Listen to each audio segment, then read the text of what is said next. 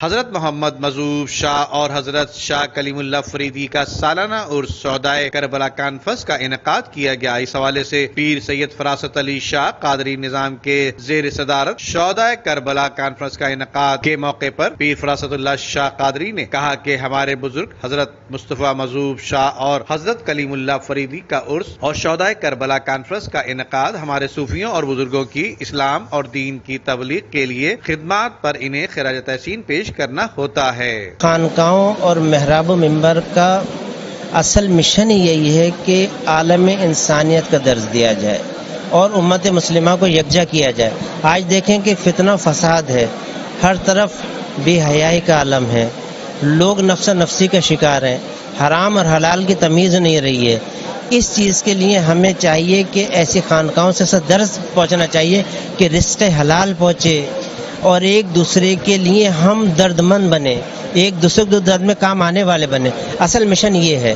اور دوسری بات، نبی کریم صلی اللہ علیہ وسلم کی سنتوں کو عام کیا جائے، کیونکہ میرے آقا نبی کریم صلی اللہ علیہ وسلم نے دین مکمل کر دیا، اب کوئی دین آنا نہیں ہے۔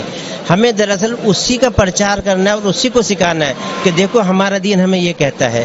دیکھیں یہود و نصارہ حضرت الفاروق اعظم رضی اللہ تعالیٰ عنہ کے کچھ طریقوں کو اپنا کے آج وہ صادق الامین بننے کی کوشش کرتے ہیں۔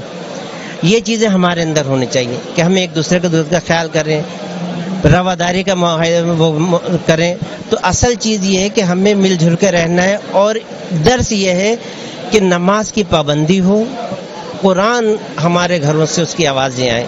ان خانقاہوں کا مقصد یہ ہے۔ سید فراست علی شاہ قادری نظامی ہے اور یہ مجھے دادا کی گدی عطا ہوئی ہے حضرت خواجہ غریب نواز رحمۃ اللہ علیہ سے، وہاں کے وہ سجادہ نشین بھی رہے۔ میں خود بھی صابر پیر کلیر رحمۃ اللہ کا سجادہ نشین رہا ہوں 2 سال، تو یہ انہی کا فیض ہے، میری ماں باپ کی دعائیں ہیں۔ پیر فراست علی شاہ صاحب ہر سال مستقل 21 محرم کے حوالے سے یہ پروگرام کرتے ہیں، اور اس میں بہت زیادہ روحانی سلسلہ جاری ہے۔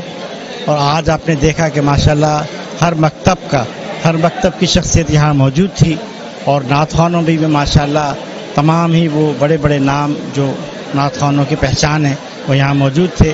ہمیں خوشی ہے کہ ہم اس پروگرام کو آرگنائز کرنے میں قیصر جمال اور میرا کنٹریبیوشن ہے، اس حوالے سے کہ شاید اللہ تعالیٰ یہ ہماری خدمت قبول کرے۔ اس طرح کی ایکٹیویٹیز سے ہی پاکستان محفوظ ہاتھوں میں آئے گا۔ پاکستان ہے تو ہمیں، اور اولیاء کا فیضان پاکستان۔ اللہ تبارک تعالیٰ ہمارے ملک میں مزید خوشحالی عطا فرمائے، اور جو ملک کے ساتھ جدوجہد کر رہے ہیں اللہ تعالیٰ ان کو کامیابی عطا فرمائے۔ اور فوج جس طرح آج ہماری محافظ بنی ہے اللہ کے بعد، ہمیں اپنے فوج کو ہر جگہ ہائی لائٹ کرنا چاہیے۔ سیاستدان ہمارے سر کا تاج ہیں، لیکن فوج ہے تو ملک ہے۔ سیاستدان آج ہیں کل چلے جائیں گے، لیکن فوج ملک کے ساتھ تا قیامت قائم دائم رہے گی۔ اور میں آپ کے طور سے ایک بار پھر پیر سید فراست علی شاہ صاحب کا اور پوری میڈیا ٹیم کا شکر گزار ہوں۔ بہت پر نور محفل تھی، جہاں پر کسی کو بھی اگر کیفیت آ جائے تو سمجھ لیجیے وہ وہاں پر موجود ہے، تو یہ محفل بہت پر نور تھی، اور ایسی محفل ہونا چاہیے، اور ہم کرتے رہتے ہیں۔ حضرت سید محمد تاج الدین اولیاء رحمۃ اللہ علیہ، یہ انہی کا فیض ہے جو ہم چلا رہے ہیں، اور انہی کے فیض سے جس کو ڈاکٹر جواب دیتے ہیں کینسر کے، کینسر سے، اور وہ آتا ہے بغیر کسی کیمو کے، بغیر ہڈیاں میرے پاس آتے ہیں، جو امریکہ، کینیڈا، برطانیہ سے جو پیشنٹ کو وہاں ڈاکٹر جواب دے رہے ہیں، وہ پاکستان آ رہے ہیں کہ وہ پتہ دیتا ہے تو امریکہ سے یہاں سے علاج کر رہے ہیں۔ اور اللہ پاک انہیں، جس کا لیور ٹرانسپلانٹ امریکہ نے اس کو منع کر دیا کہ نہیں ہو سکتا، مگر آج اللہ کا احسان ہے وہ کیور ہو گئے.